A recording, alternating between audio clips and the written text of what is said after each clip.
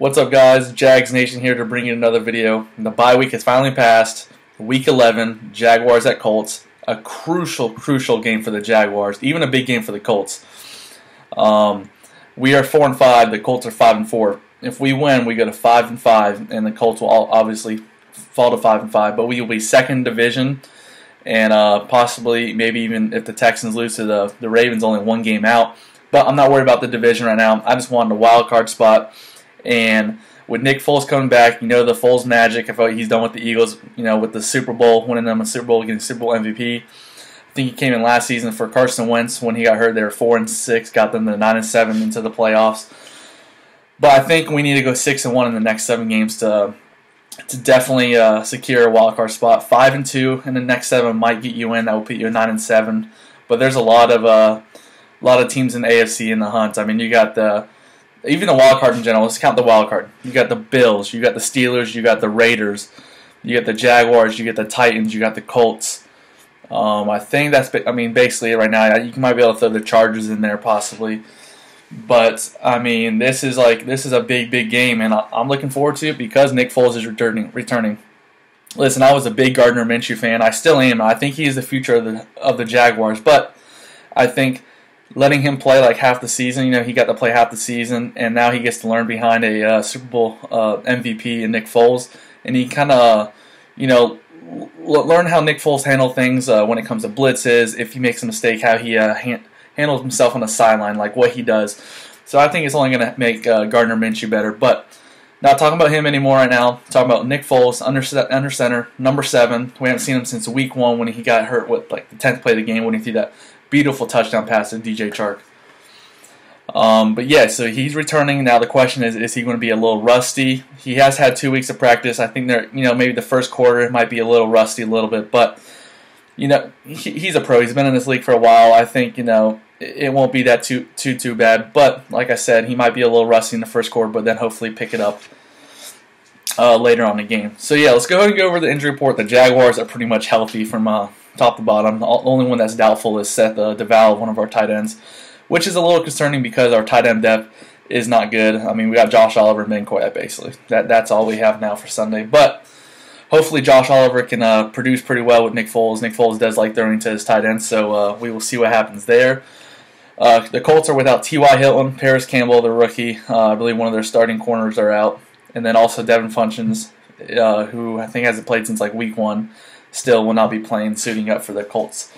So the Colts are pretty much down their top 3 wide receivers, which I think is going to be huge for the Jaguars, a huge advantage. But the Colts are also getting Jacoby Brissett back, so they're not going to be starting Brian Hoyer, who Brian Hoyer basically I think cost them like 2 games, the past 2 against the Steelers and the Dolphins. But Jacoby Brissett will still be, I think, a little banged up, so that could be an advantage for the Jaguars. And plus, he's not a mobile quarterback like Deshaun Watson we played right before the bye, and he just beat us with his legs, his arm, and all that. Even though I think Jacoby Brissett, you know, he has some positives. He can throw the ball deep. He's pretty accurate. He doesn't turn the ball over too much.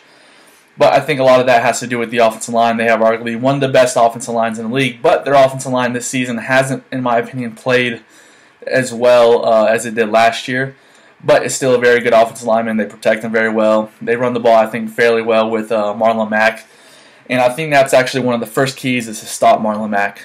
You know, you might need to stack the box up pretty well. And that's I think that's the main concern is stop Marlon Mack, because if you have to make Jacoby Brissett throw the ball, he's not a third TY because he's not playing. Campbell's not playing. Funch is not playing. They have a few other guys. Obviously, like their 4th, 5th, and 6th guys they're going to throw to. But they do have some good tight ends. They do have Eric Ebron, who I think is a very good tight end. He went to the Pro Bowl last year. I think he had like 10 or plus touchdowns for them. And he also killed us that one when we were at the Colts last year. I think he had like 3 touchdowns that game. So hopefully we can control that, and he doesn't have 3 touchdowns. And I think the biggest weapon for the passing game for the Colts right now is, you know, Eric Ebron, especially with, you know, T.Y. and Campbell and Funch is all out. So yeah, definitely stop Marlon Mack, control Eric Ebron. And speaking of Marlon Mack, I want to go back to him for a second. Our run defense needs to do a better job. This season we've been had a good game against the run, but then have like 2 or 3 bad games against the run, then a good game. We need to be consistent, not let these big plays up. I mean, you look at Carlos Hyde, he ran like 160, 170 yards on us right before the bye in London. and that's just embarrassing. So we definitely need control of Marlon Mack, like I said, and then control lockdown Eric Ebron. I think we should be pretty good for the defensive side of the ball. But obviously, try to get pressure. Like I said, their offensive line is really good, but we got Josh Allen, who has 7 sacks, Yannick Campbell. I mean, obviously Marcel Darius isn't there, but Tavon Bryan has played pretty well this season. So hopefully we can get some pressure, create some turnovers, get some sacks, make an injured, not fully, I shouldn't say, not 100% Jacoby Brissett, make him uncomfortable, make him make mistakes. And now for the offensive side of the ball. Like I said, Nick Foles is returning under center. He might be a little rusty, like I said, in the first quarter, but hopefully he'll pick it up. Now the question to me is DD going to be his #1 target again? Because he looked in training camp, in preseason, he went to DD a lot. But before he got hurt, obviously the touchdown was to DJ Chark. So will DD and Foles have that connection still where that's his #1 target, or will he go out to Chark? And I think this is actually going to be a huge plus because Chark's been getting a lot of the #1 corners for each team guarding him. So hopefully, with DD obviously back and Conley outside too, someone's gonna be left one-on-one, and Nick Foles I think will do a better job than Gardner as of right now. Like I said, I still think Gardner is the future of getting the ball out quicker and putting the ball in better places. Even though, like I said, Gardner, I think he's the future, and I think he put the ball, he was very accurate, but still he was a rookie, made mistakes, and I think Foles will do a better job of reading defenses when it comes to blitzes and getting the ball out quick and stuff like that. And plus he has a stronger arm so he can throw the deeper passes. And you got to look at the thing. You got to look at the bigger picture here. The playbook was basically built for Nick Foles. So I think they had to limit Gardner a little bit from the playbook, even though I know Gardner is really smart and he took the playbook on pretty well. But this is Nick Foles' basically playbook. So I think that's a plus. Hopefully to take a lot of deep shots at Chark, Dede, Conley, whoever. But it's just going to be interesting. Who's going to be his #1 target? Is it going to be Dede like it was in preseason, or is it going to be Chark like how Chark was to Gardner? Or will it be Chris Conley? I mean, I think our wide receiver group is definitely underrated, and I'm excited to see who Foles' favorite target is. But when that becomes Foles' favorite target, it's definitely going to leave opportunity for someone else to catch passes because now the other team's best secondary player won't be guarding our best wide receiver, or I should say Foles' favorite target.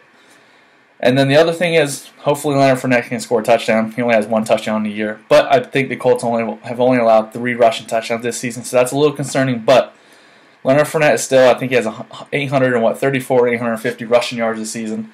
So he's almost at 1,000 already this season. I think he might not get it this week, but he'll definitely get it next week against the Titans. But hopefully he can score at least a touchdown maybe. I'm hoping so because he's on my fantasy team. So a touchdown obviously would be nice, even though he has been getting yardage and points. But a touchdown would be nice. And then the other thing I was going to talk about was, speaking of Foles, our offensive line isn't as bad as people think it is. I think when I was doing some research, our offensive line is ranked 17th in the NFL, so about middle of the pack. Around average. So I think with Nick Foles, though, he's going to be able to read the blitzes better. He gets the ball out quicker, and I just think he'll make better decisions than Gardner. Even though Gardner made good decisions, he's a veteran. He knows what he's doing out there, and I'm just excited to see what he can do with the weapons we have and what the weapons that we've proven that we have. I think coming into training camp, the only person we really thought was going to be good was Dede Westbrook. Now we have Conley, Chark, Dede. We showed Leonard Fournette can catch in the backfield very well, and he's running the ball really well. So hopefully the offensive line can give him some time to make those deep passes, and hopefully we can win this game. And then let's go to the Colts defensive side of the ball. I think the main person you got to focus on is Darius Leonard. The dude is a ball hawk.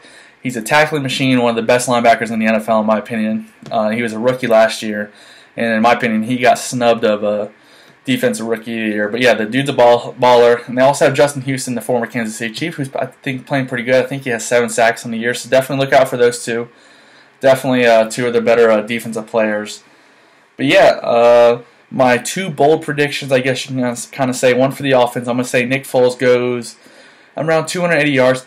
I'm going to say 2 touchdowns, 1 interception. Maybe off a deflection was picked or something like that. And then the defensive side of the ball, I'm gonna go bold here. I'm gonna say Trey Herndon actually gets 2 interceptions.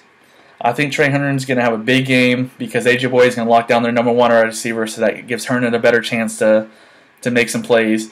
And I'm definitely like the way Herndon's progressed. Yeah, he's been getting picked on from game to game a little bit, but he's still, this is like his first year starting if you kind of look at it, because Ramsey only played the first 3 games. But yeah, Herndon's I think getting better. Obviously the Broncos game he got beat, and a lot of people since then were like, oh, Herndon's so bad and all that. But I think he's proved to that he can be the other starting corner, especially for this year. We also get DJ Hayden back, who is I think a huge plus. So you can definitely tell from that Texans game we missed him big time, especially with like little crossing routes that the Texans were thrown to, and also he's really good on the corner blitz, nickel blitz. But yes, like I said, big game. The game's at 1 p.m. at Indianapolis. I'm looking forward to seeing Nick Foles' I'm going to go ahead and, it's not really a debut, but it kind of is because we rarely saw him against the Chiefs week 1. And who knows what the season would have been. Could we have been 7-2, 6-3 if Nick Foles actually played? Because we had a lot of close games. I mean, look at the Texans game, that was close. You look at the Panthers game, that was close. You look at what other losses? The Saints game, that was close. And hopefully with Foles, it brings we can actually score in the red zone. That's something we struggle with the whole entire season. We're 30th in the NFL in red zone scoring, which is not very good. It seems like right when we get within the 20 to 15, we just don't know what to do. We're throwing either 5-yard passes or just running it straight up the middle, and we just have to kick field goals. So hopefully Nick Foles can get us some red zone touchdowns. I think that's something that Gardner can actually improve on when eventually, obviously, when he becomes a starter down the line. That he can see how Foles operates in the red zone. And yeah, so I mean, like I said, I know I keep rambling on and just jumping back and forth, but like I said, I'm excited to get to see Nick Foles. Get to see Nick Foles, what he can actually do. A full game, knock on wood. Hopefully he doesn't get hurt again. But I do trust Gardner if he has to come in. But yeah, go Jags, and I'll try to do a recap later in the week. If not, then obviously I'll do the game preview for the Jags at Titans game, which I am going up to Nashville for the game. So I go up to Nashville every year for the Jags Titans game. But yeah, go Jags. Hopefully we bring home this dub and go to 5-5 in second place in division and keep staying pace for the AFC wildcard.